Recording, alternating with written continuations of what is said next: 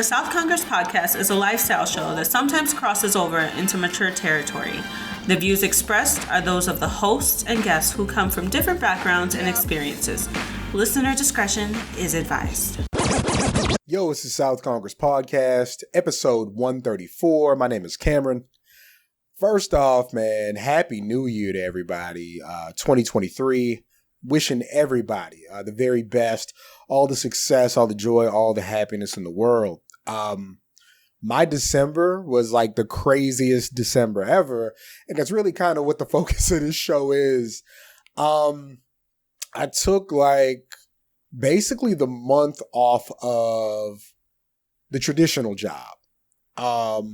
We typically get 2 weeks off in December anyway. I took off the week before my birthday. Did a bunch of stuff this month, man. Did AEW live, did AEW in person. I think it was December 20 something, whatever. They had a show in San Antonio, was really dope. Had a great time, got like 7th row seats, was on TV one too many times. Shout out to John Moxley, you're doing a great job.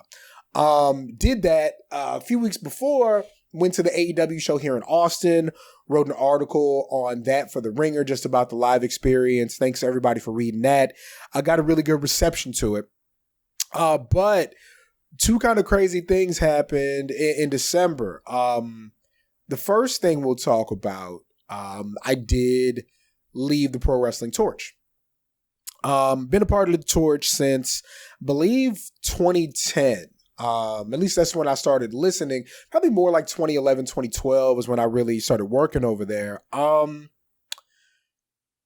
Was a big fan of the Pro Wrestling Torch East Coast cast, or East Coast audio show as it was, with Travis and Dre when it started. A couple of guys who talked about wrestling like I talk about it, like with my friends. So really cool to be a part of that. After Dre left the show, I started co-hosting with Travis. We did everything from websites to merch to videos, and just a great run. On the Torch side, did a lot of editorials, did a lot of guest podcasts, had my own show over there, Me, You, and Wrestling. Just a great run. Really did enjoy being there. A couple of years back, it was, I think, WrestleMania 35, 34, I'm bad with the numbers, but the year that Kofi Kingston beat Daniel Bryan, I remember that week and just ripping and running, man. I was doing podcasts, I was doing videos, I was doing graphics, I was sleeping at my office at the job, taking naps after work so I could wake up and work on stuff, man. Just drained. Co-hosted Bruce Mitchell's show with him. Just an amazing run over there. So I told Travis a couple of weeks ago that I wasn't going to be part of the East Coast cast anymore. And he understood. We got together and did our final show on the 28th, and we made the announcement, and the biggest thing was, Travis, without me really saying it, understood that I had a bunch of projects I wanted to do, that I had become, there's no right way to say it, so you just say it, right? I had kind of outgrown what the show is and what the show does. It's a very standard, 2 hour a week, let's talk about wrestling thing, and, I'm doing other pods and editorials and videos and interviews and stuff now, and it's just kind of what I have going on now is a lot different than what the nature of that was. And so, to his credit, as we were talking, he was like, yo, this thing probably stayed afloat as long as it has because you were a part of it, because of how hard you worked on it. And that's appreciated. That's my man, like in real life, like outside of this podcast stuff.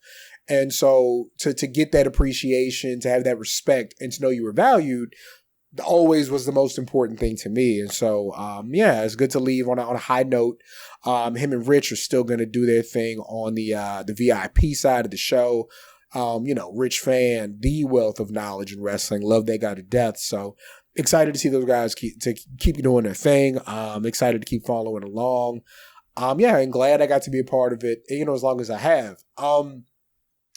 I think the biggest thing was when I started to get more popular, for lack of a better word, I thought that with the torch, I would be asked to do more things. I'd get some more opportunities. And, those guys are busy over there, man. They're doing their thing.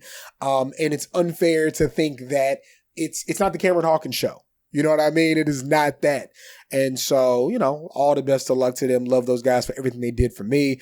I absolutely would not be in this position without the Wade Kellers and the Bruce Mitchells of the world, and especially the Travis Bryants of the world. So, yeah, man, happy I got to do that for sure. The other side, the other side of December,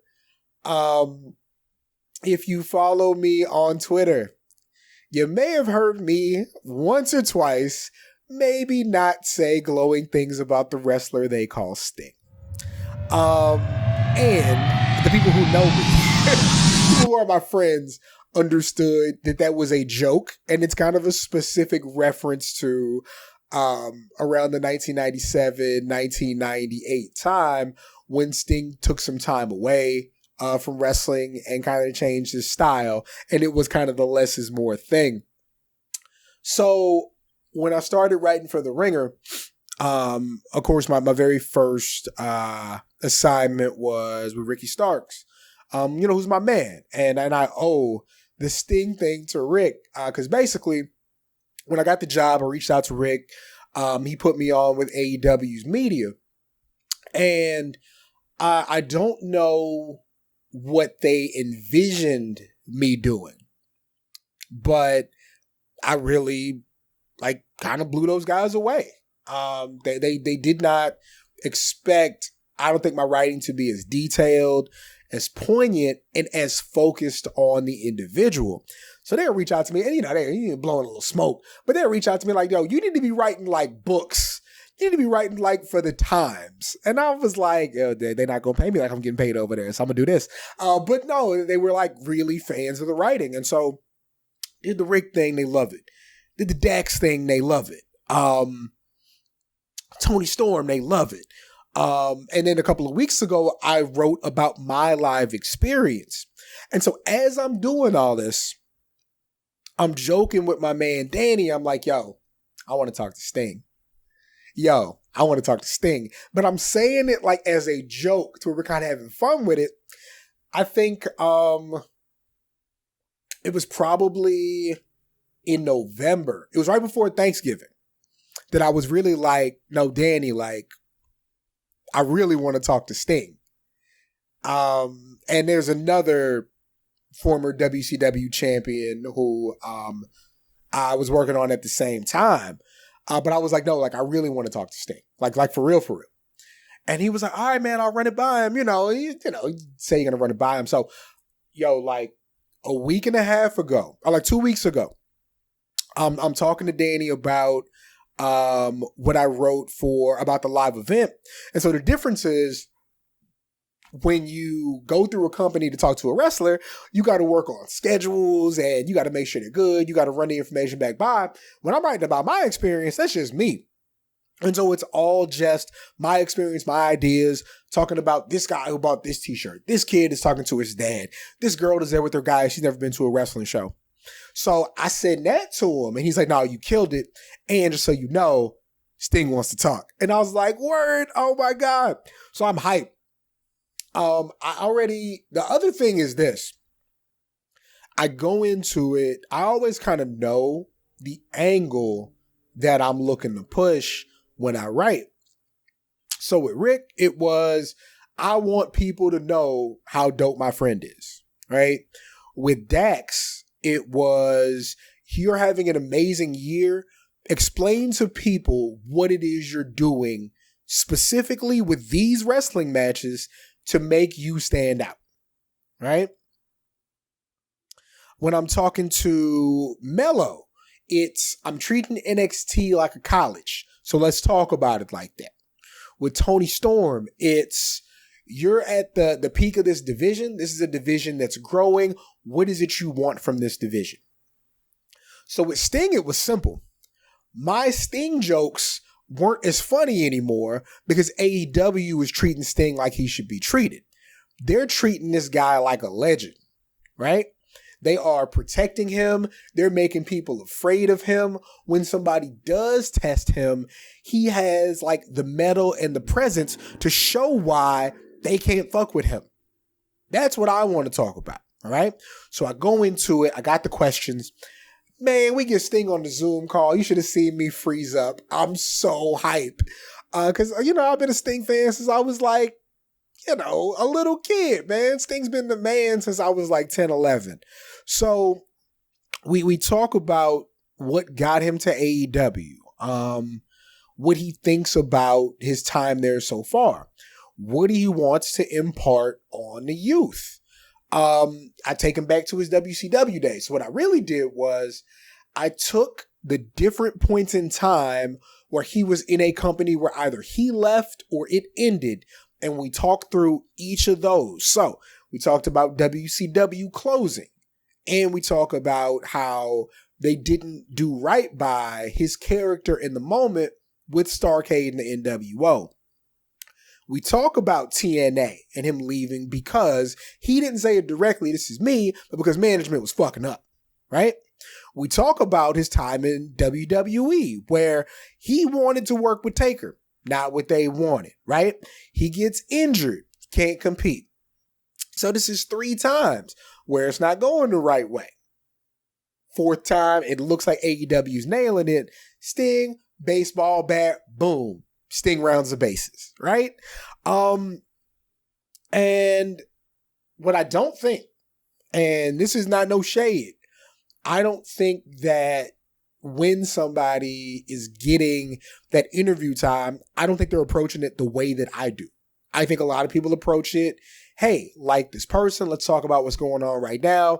Let's revisit some things from the past, which is cool, which is dope, which has been the standard and works, and people will read it and you will get money and all that.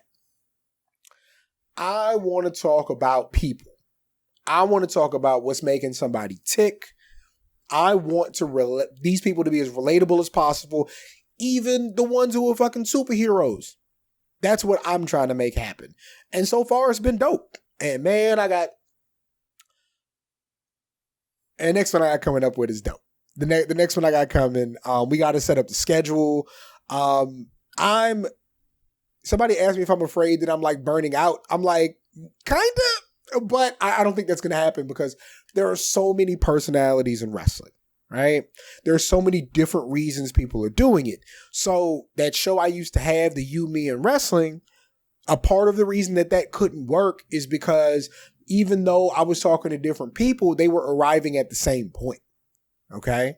Like, the idea of a fan show is great, but just like there are way too many wrestling podcasts, you can only hear the same story so many times. And so I want to tell you new stories. Like, before I typed a word about Sting, I went back and read a bunch of articles that people wrote on Sting when he first came back. I read them and they were cool, but I was like, okay, nobody's doing or has done the thing that I'm trying to do in this way, right? I love this thing talked about his faith. I love the way that he talks about his faith. Like, it does not come across as overbearing or forceful. I think that he's really trying to save souls. And as a Christian myself, like, I respect that, especially when it's done in a way where they want to meet you where you live, right? Like, I really appreciate the conversation, man. It doesn't get much better than that. It was really dope. So, with that said, I got a project coming up with bodyslam.net, revisiting some yesteryear stuff. A really cool idea was brought to me. I'm really excited about that. I got some TV stuff coming up, man. That should be fun to try to produce that. Yeah, just things are coming together. And again, it's not anybody's fault this hasn't happened for me earlier, but I do wish that over there at the Torch, there was the foresight, and not just for me, for other personalities there was the foresight to try to make things like that happen because it's there. Like, clearly it's there.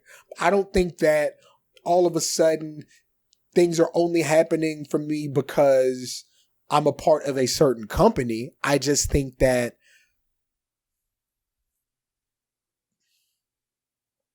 I've done a better job of explaining to people who I am and what it is I represent and what I want to put out into the world. And I think they are attached to that.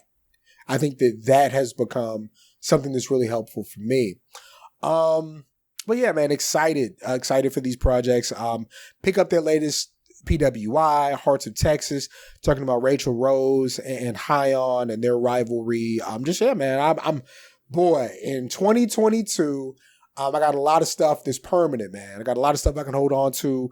I got to send my grandmother a copy of PWI so she knows like what the fuck I actually do, right? Speaking of television, the goddamn wrestling otaku. Yo, I was at my mother's house. My mother's upstairs asleep. My old lady's downstairs asleep. I'm watching the Vince McMahon documentary. They get into the end talking about Vince being out of touch. And the wrestling otaku pops up talking about WWE sucks. And further, the wrestling otaku didn't hit Reddit. He's all over these popular Twitter pages. My brother's doing his thing. My man has made it. I hope he's sincere in us doing a stream together soon because I got a lot of questions. I got a lot of questions that need answers. It has been fun to see. And he clearly is loving it. I was afraid. I was like, yo, did I put this man in a position to be ridiculed and have his feelings hurt? And then I watched his latest video and I was like, well, no, it wasn't me. He is 10 toes down on his bullshit. And I, for one, am happy because sincerely, genuinely, I enjoy seeing it. I really, really do. What an experience. What a guy. He's going to have a fantastic 2023. So yeah, man, thank y'all for rocking. Again, we want to make the podcast a bit more frequent because I got so much stuff I'm doing now, man. I want other creators to understand that these things are out here for you. It may take time. Like, again, I just turned 37. And I couldn't have done this at 27. I wouldn't have known what to do with it. I wouldn't have been me with my experiences and my thought process and my drive. So, yeah, it's out here if you want it. It may take a bit longer to get it. It's the South Kongress Podcast, episode 134. My name is Cameron, and we're out. The South Kongress Podcast